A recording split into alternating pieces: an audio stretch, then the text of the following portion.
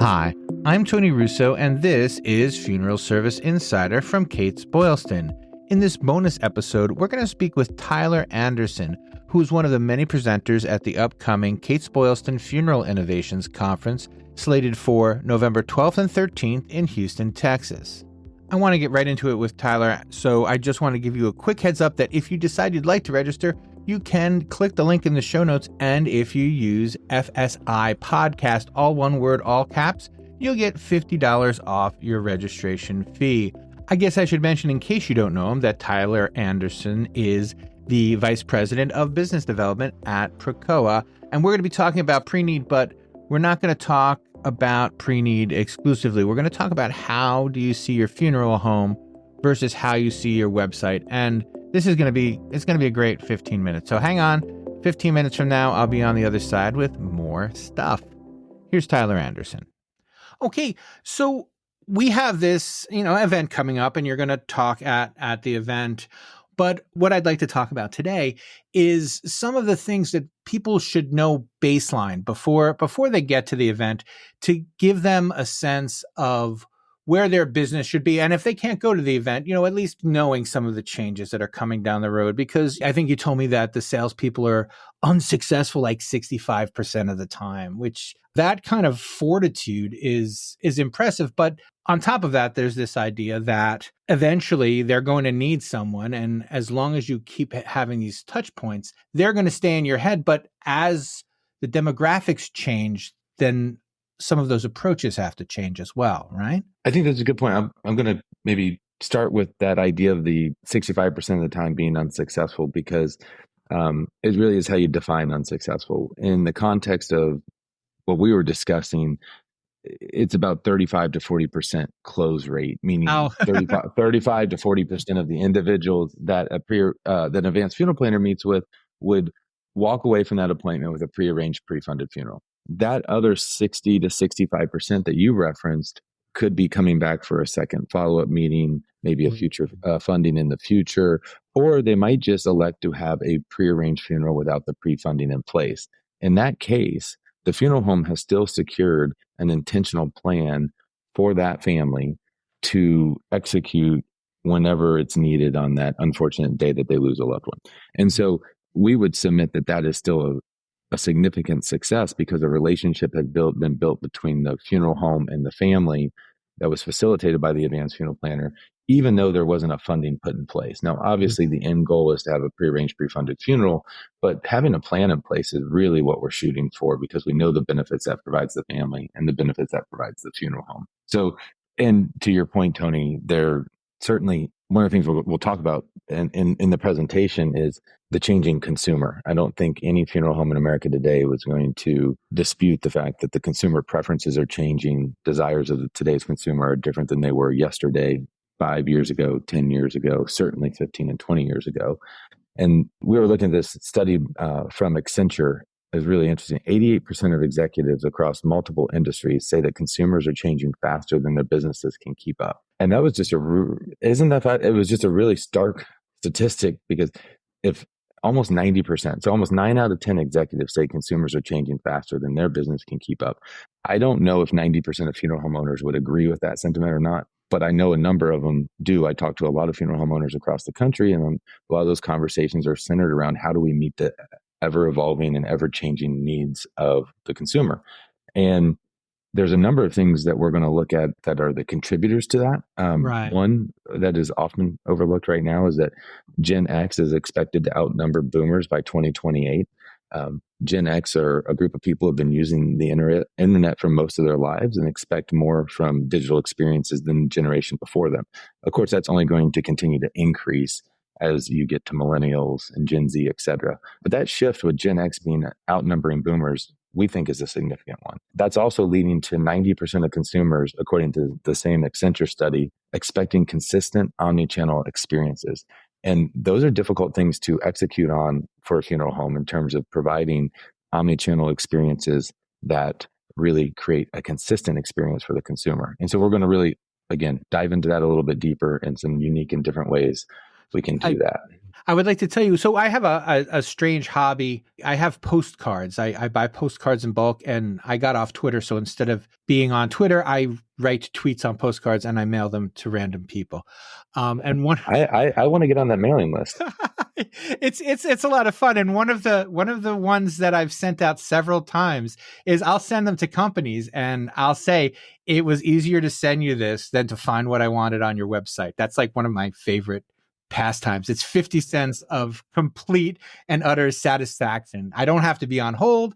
I don't have to complain to anybody. I just say I can't find what I want. So here's a postcard. Go back to the 1840.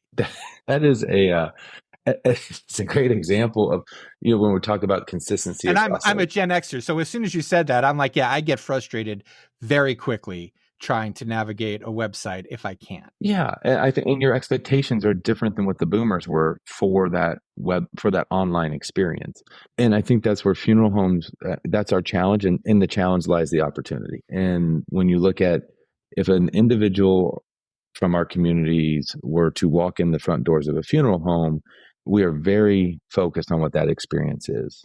To the extent that we know what the smells are, what the lighting is, who's greeting them at the door, how they move through the building. These are the conversations staffs have every day in terms of the experience they're providing the families that walk into the four walls of the funeral home. We would submit that if you're thinking about that, the consistency through an omnichannel experience, that is the exact same type of rigor that we have to put into a website. Just like you were referencing, how easy is it to navigate? Where is the information that most of the individuals who are visiting the website are looking for? And then from a pre-need perspective, which is what we'll be mostly focused on in our presentation, is what is that pre-need experience online when individuals are on your website looking for information about pre-need? How easily accessible is the information?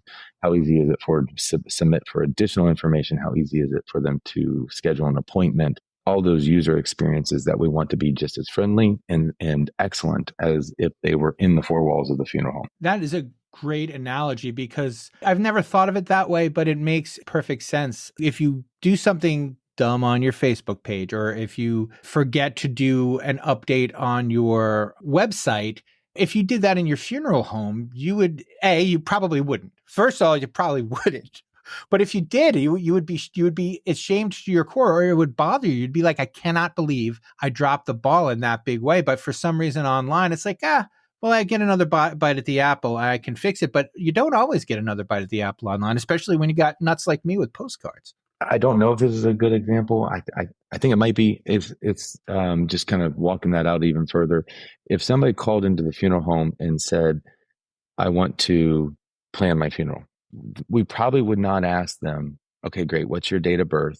What's your mailing address? But if we're online, a lot of times the funeral home experience that's provided is somebody says, I want to plan my funeral. Oftentimes we then hit them with a number of additional questions and here, submit all this information. And sometimes to the extent, not as much as it used to, but sometimes to the extent of we're basically asking them to fill out a death certificate before we'll reach out to them to schedule an appointment. Right. That's a significant barrier for a Gen X individual to schedule an appointment. You're going to lose them on maybe the second data field you ask them to enter. It's so funny. I didn't know that anybody noticed that. It's always been a frustration of mine.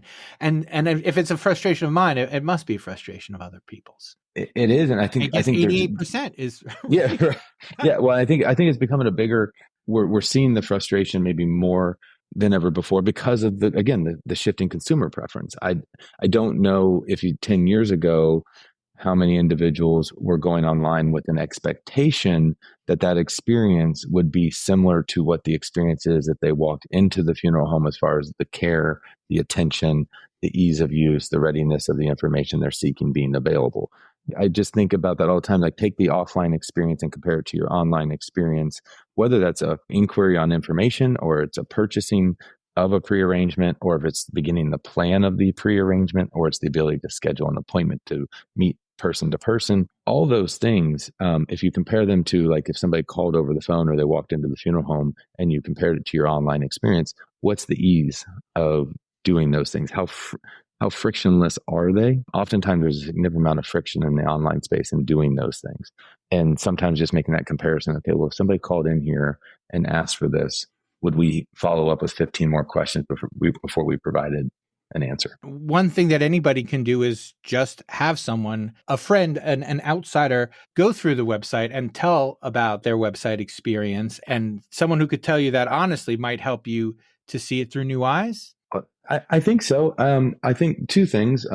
It's not just your website, it's also your digital advertising. So if you're going to do a digital advertising with a call to action or a CTA embedded in it, what is the ease of responding to that call to action? So, for example, how difficult is it to submit for information when you actually generated an online hand raise? How difficult is it to just schedule an appointment immediately when you generated an online hand raise? And so oftentimes somebody could see a digital ad that's really great and they get an impression and they get a submission, but then the online submission form is very cumbersome and they drop off before they've submitted. Or you could not have the ease of a QR code that allows them to submit for an appointment immediately or provides them their appointment options immediately. So there's just a number. It's certainly the website, but it's also all other areas online that a consumer is going to interact with your brand. That's a list that people should at least start compiling. Like, where do people, again, you're a professional at this, so it occurred to you right away that, well, no, there's also digital ads. There's also other ways that you connect with people that I didn't think about that may not be obvious, but thinking about everything you do in terms of what if this was inside my four walls, I think that's a really useful piece of information to. We certainly interact with people online as a funeral home on the website, but a lot of people who find us on the website are going for something. Most of the time they're going to learn information through an obituary, right? Mm-hmm. About a service, or they've been impacted by a loss. Most people don't wake up every day and say, I wonder what's going on with the Anderson funeral home website today. Right. And they usually have a very specific intention. Oftentimes where we get people to our website is because we found them through some sort of digital ad or digital lead generation campaign. And so that's why I bring those up, because the way in which they interact on those is just as important as getting them to the website and then what the website experience is when they're there. I would also say that, yes, getting an individual who's a trusted friend or someone else to kind of navigate your site or your digital ad campaigns to see what their response is as a consumer is really important. But I would say that you're a consumer. I'm a consumer. A funeral home owner is an online consumer. We all have the ability to do that ourselves if we just take a moment to step back and say, okay, what if I was not the owner of this business, but I was a consumer, and this is the information I want to get? What's my experience like? So I don't think we have to overcomplicate it by finding someone else to do it. If we actually think about it from your own perspectives, I always share the experience that anytime I'm looking for information or looking to purchase something online, the more information that's requested from me, the higher likelihood I drop off. And I don't know if I've already asked you this question before, so I apologize if I have, but there is this sense of I'm smart and everybody else is dumb, right? And I wouldn't fall for that, but dumb people, what would a dumb person want? And a lot of times I feel that in people's self-evaluation, and they don't think like, well, this is what I want, so I at least should be able to sell someone exactly like me on the thing that I'm selling, you know? There's a couple, I think, general principles that you would want to think through in that if somebody is asking for information, it should be frictionless as possible to receive it. I think your whole postcard initiative is your frustration with you can't get the information you're actually seeking. So just as a general principle of the business, whether they're in person, in the funeral home, person to person over the phone, person to person via text, person to person via email, or online, and you're actually not interacting with them, they're just interacting with your website. How frictionless of an experience is it to get the information they're requesting? And if we're all going to strive to make that as easy as possible, that's, like, in our opinion, a great underlying principle on how you execute your consumer experience strategy. That is absolutely fantastic. And we've kind of run up against it, but I do want to see if there's something that I missed. Is there something that you really wanted to say and I didn't give you the opportunity, or a question I should have asked that eluded me? I don't think so. I think just a couple other things, if somebody was wondering what to expect, in addition to these shifting consumer preferences and the contributing factors to them, we're also going to take a look at some broader institutional and demographic factors that are contributing, like the rise of religious nuns, which are individuals that don't find institutional religion to be an important part of their day-to-day life, and how that's impacting their perceived value in ceremony, ritual, and gathering relative to a funeral service. And then that what I mentioned earlier about 6 out of 10 individuals, U.S. adults today, live in a community they don't identify as their hometown. So we have a number of funeral homes that have a rich history in communities, third, fourth, fifth, sometimes sixth generation, which means they have a significant amount of heritage business because they previously served those families. What they also have are a high number of individuals that are moving into those communities that have no prior experience with them. Therefore, it makes it even more important to be proactive in sharing the value of your funeral home and the value of a funeral provided by your funeral home. And so those are 2 other contributing factors that we'll do a little deeper dive into as well, that are, again, the undercurrent of these changing consumer preferences. Very cool. Well, thank you so much for your time, and we will see you in Houston. As I said, Tyler is one of the many speakers that we will have at our Advances in Funeral Innovations Conference, November 12th and 13th in Houston, Texas. We are looking forward to seeing you there. And once again, if you would like to join us, there is a discount for listeners. You will get $50 off if you use FSI Podcast, all caps, all one word. The cost of registration right now, as I speak, is $197, and that price is good until October 1st, when it will go up by $50 more, and it will be $247. So right now, if you go on to Kates-Boylston.com, link in the show notes, and register, you're technically getting $100 off, $50 at a time, but it's still $100. And anyway, thank you for joining us. And we will catch up with you next time on Funeral Service Insider, the podcast.